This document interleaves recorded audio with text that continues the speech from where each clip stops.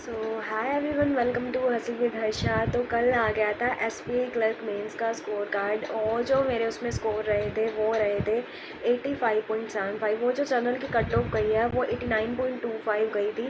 तो 3.5 मार्क्स का फ़र्क आया है और इसको देखकर एक बार तो मुझे लगा कि थोड़े बहुत ही एक्यूरेसी और सही करनी थी, थोड़ी एफर्ट्स और लगने थे और ये मेरे हाथ में होता। बट आई थिंक मुझे सेटिस्फाइड रहना चाहिए जो मुझे मिला है, क्योंकि मुझे आगे के लिए प्रिपेयर करना है। तो आई थिंक जो मेरा टाइम मैं इसके अंदर यूटिलाइज़ कर पाऊँगी अपनी आगे की पढ़ाई में as a UCO bank clerical, वो उतना मैं नहीं कर पाऊँगी अगर मैं कंपैरिजन करूँ एसबीआई क्लैरिकल से। क्योंकि सुनने में तो यही आता है कि एसबीआई क्लर्क में बहुत ज़्यादा प्रेशर है या एसबीआई के अंदर ही बहुत ज़्यादा प्रेशर है। सो आई थिंक मुझे सेटिस्फाइड रहना चाहिए और मैं सेटिस्फाइड हूँ। अब दुख उन बच्चों को सबसे ज़्यादा हुआ होगा जिनका किसी और एग्ज़ाम में भी नहीं हुआ है और वो कट ऑफ के बहुत ज़्यादा करीब रहे हैं। 1.5 2 मार्क्स का भी उनका फ़र्क है, तो उनको बहुत ज़्यादा डीमोटिवेशन फ़ील हो रहा होगा।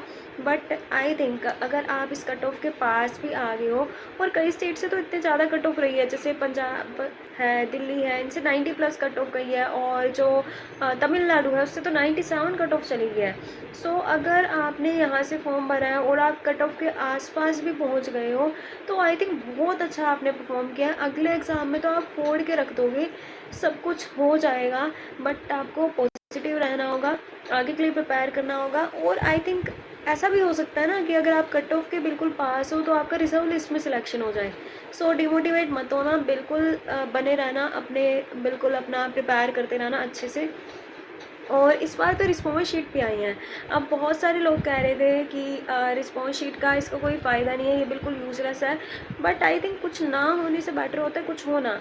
एक हमें पता ही नहीं लग रहा है कि गलतियाँ कहाँ हैं, कौन सा सब्जेक्ट ख़राब है, और एक हमें कुछ आइडिया तो लग रहा है। हाँ, हमें नहीं पता कि हमारा कौन सा क्वेश्चन गलत है, बट हम अपने सब्जेक्ट्स का तो अंदाज़ा लगा सकते हैं ना इससे। जैसे पहले मुझे लग रहा था यार कि इंग्लिश ही मेरी सारी गलत होगी, क्योंकि उसमें इंग्लिश टफ आई थी।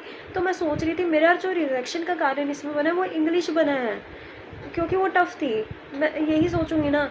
तो बट अगर जब मैंने इसके अंदर देखा अपनी रिस्पॉन्स शीट के अंदर कि इंग्लिश के जो हैं मेरे मार्क्स उसमें इतने ज़्यादा नहीं घटे हैं। मैंने उसमें 32 मार्क्स का किया था, मैंने 27 मेरे उसमें करेक्ट हैं।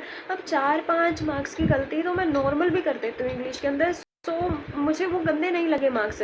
अब इसके अंदर जो जीके है उसमें मैंने 18 मार्क्स का किया था। अब उसमें मेरे 13 क्वेश्चन सही है, उसमें मेरे 5 गलत हो गए हैं। बट इंग्लिश और रीजनिंग की एक्यूरेसी कोई बात नहीं, थोड़ी बहुत हिल जाती है, बहुत सारे बच्चों की हिल जाती है, मेरी भी हिल गई। बट इसके अंदर जो मेरी विलन रहा है, मेरे रिजेक्शन का कारण इसमें रहा है, वो रीजनिंग है।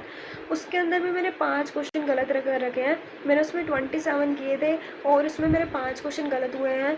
तो आई थिंक मेरा उसकी वजह से सिलेक्शन रुका है। एटलीस्ट मुझे पता तो लगा ना इसके अंदर कि कहाँ पे सबसे ज़्यादा दिक्कत है। तो रीजनिंग के अंदर मेरे क्वेश्चन गलत हुए हैं। रीजनिंग में 5 क्वेश्चन गलत होना और इंग्लिश में 5 क्वेश्चन गलत होना बहुत ज़्यादा फ़र्क होता है। और इसके अंदर जो मैथ्स था उसमें मैंने 26 कर रखे हैं, और पहले मुझे ऐसा लग रहा था कि मैंने 28 कर रखे हैं। तो मैंने 26 किए, उसमें मेरा एक क्वेश्चन गलत हो गया। तो मैथ्स में इतनी ज़्यादा एक्यूरेसी नहीं हिली है, बट रीजनिंग के अंदर हिली हुई है। तो पता लग गया है, हम इस पर अब वर्क करेंगे। अब मैंने फॉर्म भरा है आरबीआई असिस्टेंट का, मुझे उसकी तैयारी करनी है। और उसके अलावा मैंने इस साल पीओ के भी एग्ज़ाम देने हैं, क्योंकि जो पीओ है वो मैं आईबीपीएस पीओ मेंस मैंने 3 बार दिया है। 2 बार मैं उसके फाइनल्स तक पहुंची हूँ, बट मेरा सिलेक्शन नहीं हुआ है क्योंकि मेरे मेंस में मार्क्स उसमें कम आते हैं। या तो मतलब जो कट ऑफ है उसके थोड़े से ही मार्जिन से मैं क्लियर कर रही हूँ। जब 2 बार मैंने मेंस क्लियर किया है वो थोड़े से ही मार्जिन से किया है, जिसकी वजह से मेरा फाइनल सिलेक्शन नहीं होता है। तो मुझे मेंस पे बहुत ज़्यादा फोकस करना है, मुझे उसके लिए अलग स्ट्रैटेजी बनानी पड़ेगी, बल्कि पूरी की पूरी। तो बस यही मेरा फोकस रहने वाला है। आप सब आजकल क्या कर रहे हो, आपका स्कोर क्या रहा है? तो प्लीज़ मुझे बताना। आपको कोई सजेशन चाहिए हो या मुझे कुछ सजेस्ट करना है तो प्लीज़ वो भी बताना आप कमेंट्स में। सो मिलते हैं नेक्स्ट वीडियो में, तब तक के लिए all the best, bye bye. और डीमोटिवेट मत होना, हो सकता है आपका रिजर्व लिस्ट में हो जाए, या अगर आप इस मार्क्स के पास भी पहुंच गए हो तो आपने बहुत अच्छा किया है। सो वेल डन, यही कहूँगी मैं तो, और ऑल द बेस्ट।